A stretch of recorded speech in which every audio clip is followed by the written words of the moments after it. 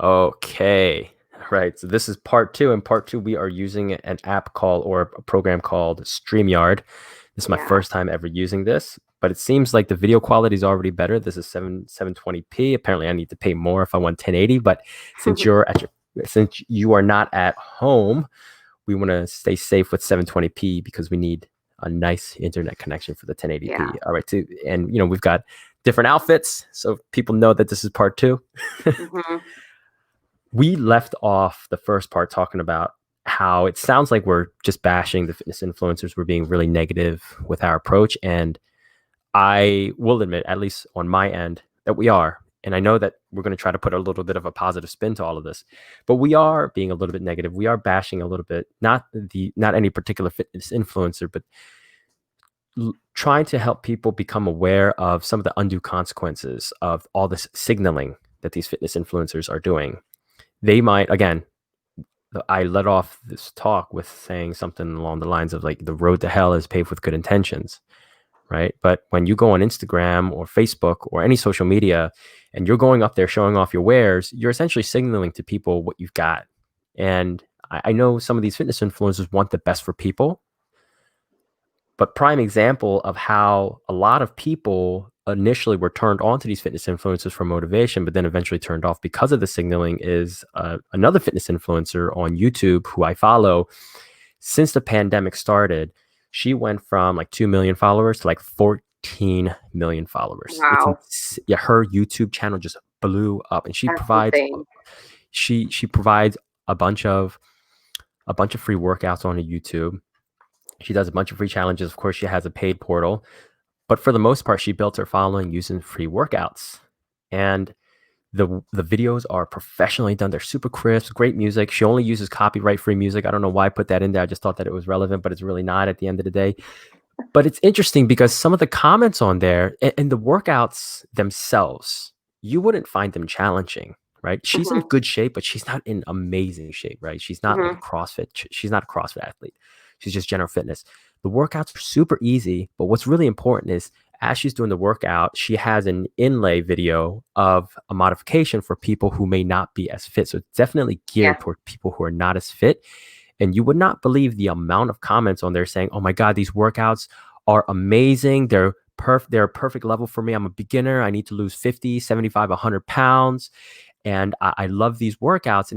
And she has 14 million followers. Her average video, if it's been up for a day, will have over 800,000 views. These are a lot. And most of them are women. These are a lot of women who if they follow this woman, they probably are aware of other fitness influencers, right? So there are plenty of people who need a lot of help. And I guarantee you, women who need to lose 50, 75, 100 pounds are not going to the ripped CrossFit, gym junkie, cardio bunny for inspiration because of the signaling. Hmm. And, I want to get off my soapbox because I don't want to seem like I'm bashing anyone. Those are just my observations. Yeah. I I actually don't know. Why? Is it because I went on a freaking rant? I don't you're really you're know probably where like, how to take it from there. no, you're probably like, man, if I get any more deep with this kid, then I'm gonna be giving myself a bad reputation. No, listen, I'm not here to bash anyone. I'm really not because I am the type of person where like I see it from both sides. Um, what I'm trying to say and what my job is here, and I think that you'll agree with me, is not so much to put any negative connotation on someone else, but to more try and put a positive light on what we do, right? And so you're trying to, kind of when people say like don't listen to the haters, I'm not saying that people that are influencers on social media are haters, but you know, if that affects your body image, then that's probably something or someone that maybe you shouldn't really be paying attention to. You should be paying attention to more of the positive movement and the positive notion that's going on from someone who um, is being a little bit more real, I guess you could say. And again, like I mentioned in part one, I used to be one of those people where I would Photoshop my pictures years ago, and I mean, even still, like when you post a picture, you want it to be the perfect picture and you put a filter on it. And, I kind of have decided that, and over time, like I've started to do that less and less and less and less. And I've started to care less and less and less and less because A, it's exhausting, but B, it's not really who I am, and so if there's someone that wants help but doesn't know what to do and wants to reach out to someone, um, I know what that's like, and so I feel like they'll probably gravitate more towards the person that's being a little bit more real, and I had mentioned in the last video too, now more we're seeing people that are posting these very honest photos of, an unflattering angle, maybe where you could see their cellulite, their stretch marks, or they do that 5-second transformation Mhm. photo where they're, you know, flexing and they're sucking in one photo, and then the next photo they kind of let it all go, just to kind of give people perspective. And that's really what it is. It's perspective. So like even the people that are photoshopping their pictures, like that's a perspective because that's how they perceive themselves, or at least that's how they want people to perceive themselves. Um, and so again, I'm not trying to emphasize like any negativity on people that are photoshopping or that have had a lot of, plastic surgery or whatever it may be, and they want to spin it so that their life is a certain way when people look at it. I kind of want to focus on, again, like why I'm here. And that's to kind of, you know, build a path, of letting people know that you don't have to look fake or look a certain way to be considered fit and in shape.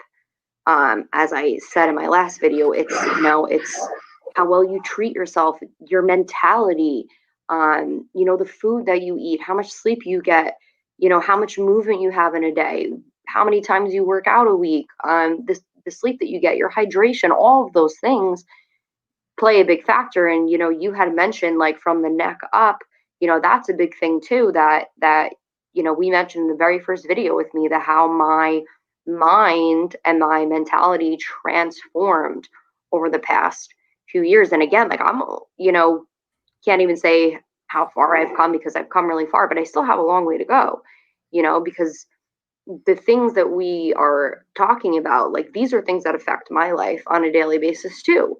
I talked about going online and you're in a great mood and then you see something and it totally turns you off. And again, like these are things that I suffer from. These are things that I know that my friends suffer from. And I'm saying that if it's me and my friends, I bet you that it's so many other people.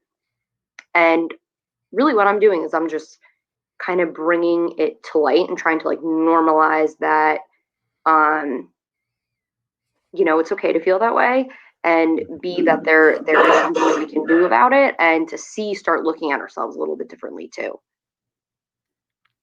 I totally agree, and I resonate with that message so much.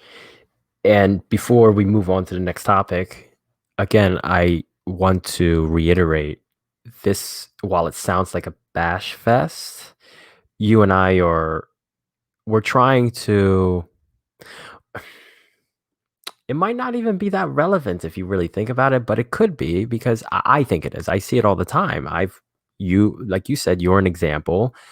I have many examples of clients. A few of my clients who they used to work out with us, and behind closed doors, they would send me pictures of women they want to look like. And in the Hmm. back of and I tell them, I think to myself, I tell them, man, I hate to break it to you, but you're never gonna look like that. Not because Yeah, and I you're did not gonna. that. We Yeah, talked it's about not. that in the last episode. Like I Yeah, used to do that.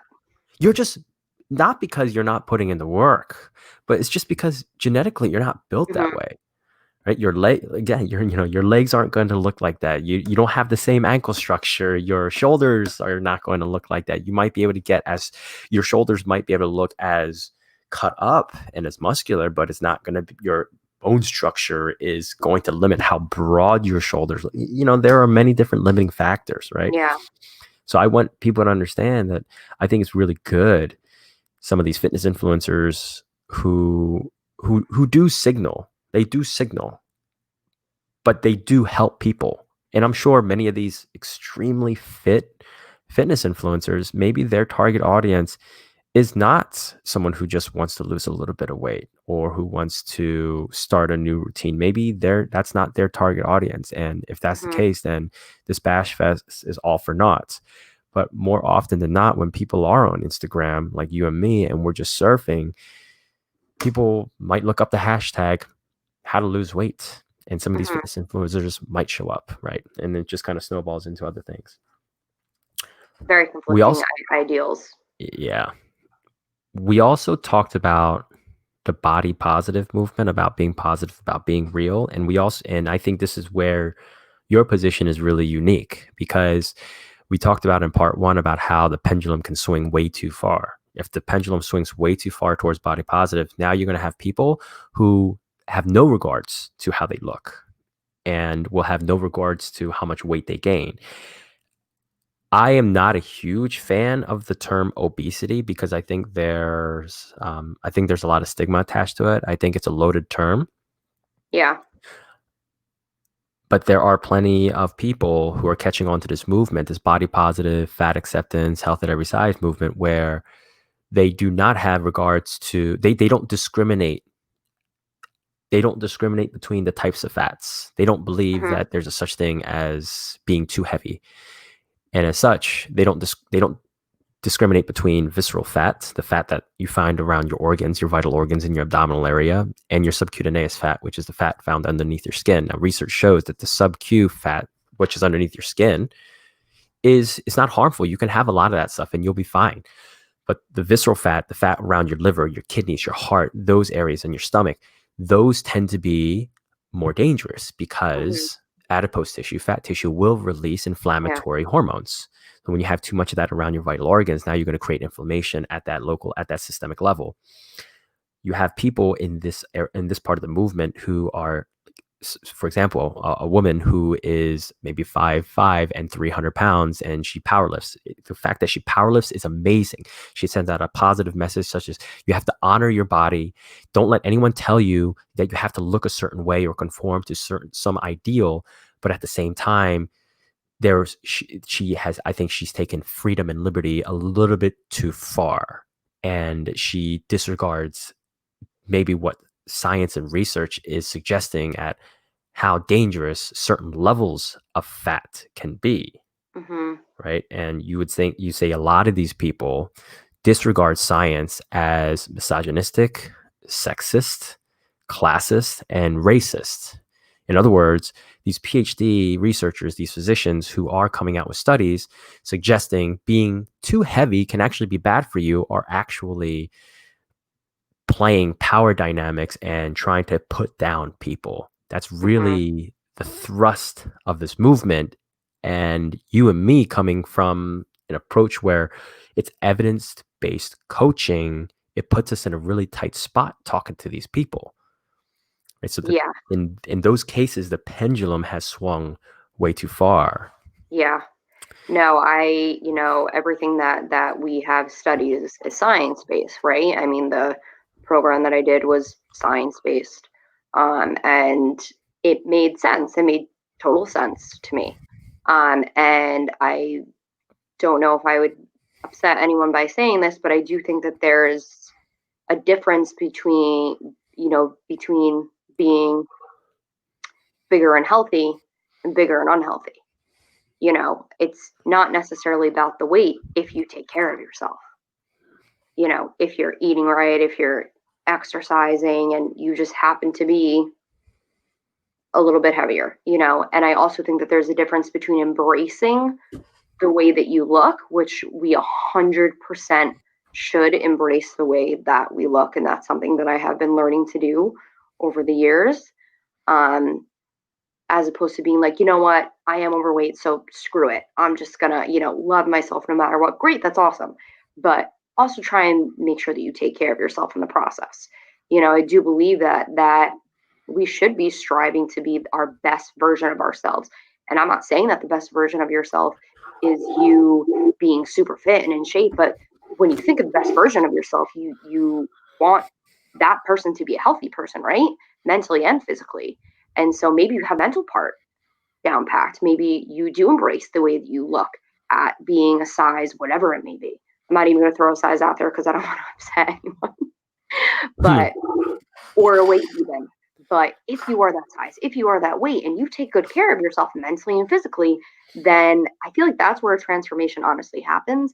And that is maybe what we should be embracing. So like, yeah, all for like body positivity, but do those two things match up?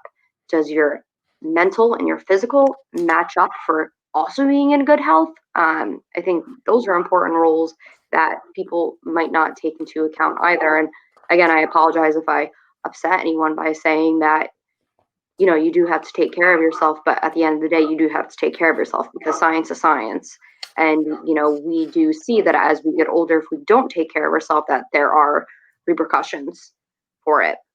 So I think the topic of science is definitely a really relevant and pertinent one in light of what science has, I think, discovered over the decades. I think we should talk about that in a different one. Yeah. I want to kind of tap on this a little bit more. There's a, and I've spoken to several people. I've spoken to several people who were a part of this movement, the body positive movement. And the same way, I don't believe it's inherently evil or bad for you to want to be heavier. I also don't believe it's inherently evil for somebody to want to lose weight, even if they don't really need to, right? So I've met and talked to several people who were part of this body positive movement, and they didn't really like the way they looked. They understood the message, the philosophy, body acceptance. Maybe they haven't come around to it fully. Maybe they didn't give enough time to it, but they felt themselves wanting to lose weight. So when they expressed interest publicly to other people in the body positive movement, they were shamed into wanting to lose weight because a lot of the strongest proponents of this movement believe that people who want to lose weight are being preyed upon by diet culture. Diet culture being this health and wellness industry. You and I are included in this health and wellness industry that preys on the emotions and the desires of vulnerable women and men who don't really know any better, and that we wield the power of science against them to play power dynamics and to submit them to profits. We make money off of people who want to look better, and as such, there's an element of an emotional manipulation involved. It's a very extreme view. People who want to lose weight in the body positive movement are shamed and guilted into not wanting to lose weight. So what do people end up doing? They end up suppressing their feelings, right? Who are we to say, well, your feelings suck, your feelings are false? Just because you want to lose weight and you're in a body positive movement doesn't mean that you actually want to lose weight. It's because you're falling victim to diet culture. Who are we to say that? Who are we to say? So they either end up suppressing their feelings or they end up leaving the movement altogether. And I use the example of that woman who has 14 million followers. Some of the comments actually said that they were part of the body positive movement as well. And they left the body positive movement because even if they expressed interest in working out and exercising, like going out for a walk for the sake of exercise, not because they wanted to just walk their dog, even if they just wanted to go out for a walk to exercise, they were shamed and guilted. And that's not right. I don't think that's not right. Yeah. I think that's an example of the pendulum swinging way too far. Yeah. It's interesting. So there's a woman who, this is an interesting one. There's a woman who is a very vocal proponent of the body positive movement, health at every size. Her, I'm going to drop her name just in case people want to check her out. Her name is Christy Harrison. She is a registered dietitian, has a master's in public health. She actually went to my alma mater, New York University, but I never met her. I read her book called Anti-Diet. After I read the book, I was like, all right, cool. And yeah, I did a little bit more research on her. I found out that she released an article recently on her blog, and surprisingly, she has all of her comments disabled. And the only way you can really reach her is through email.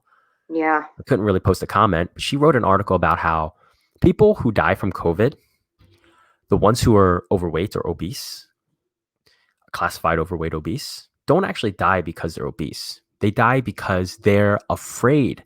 They're afraid of the stigma of being obese and having COVID. In other words, in her words, obesity doesn't really kill people. Obesity isn't really responsible for comorbidities. Obesity isn't responsible for inflammation. It's the thought of being obese. It's the thought of people judging you of being obese that kills people. And I thought, wow, that is crazy because I know plenty of obese people who don't give a damn about what other people think about them. They just eat whatever the hell they want. Mm-hmm. And they have diabetes. Maybe there is a grain of truth that if you are scared of other people judging your weight, that spikes your stress hormones. And that spike in stress hormones, if let free long enough, can damage your health, Mm-hmm. maybe. But there's no science supporting or validating that claim. Or if it's not validating or supporting that claim, maybe it's because science is misogynistic and sexist and they're not actually revealing the truth. The way that I see it is whatever evidence we have available, that does not is that theory is pretty weak in my eyes. Yeah. What do you I think? What do mean, you think about that? you know, I'm not going to say my opinion, but the only thing that I'm going to say is right now there are so many like controversies going on and people think XYZ. So like I'm not surprised. That's all I'm going to say. Yeah. I mean, it's tough. It's definitely. I know it's a very polarizing topic. It's very controversial. I'm sure. Yeah, it's so funny when I approach yo fam, we should do a regular podcast. Like, yeah, we're gonna talk about how to get fit and strong and lose weight, Mm-hmm. and here we I are know, right? talking about politics. Yeah. I don't comment about any of that. Zero comments for me. Yeah, I. This is just me. I made it. I made a commitment when I first became a personal trainer 10 years ago that I would not talk religion and politics because I didn't think that if you wanted to be healthy or fit, that religion and politics had any Yeah. involvement.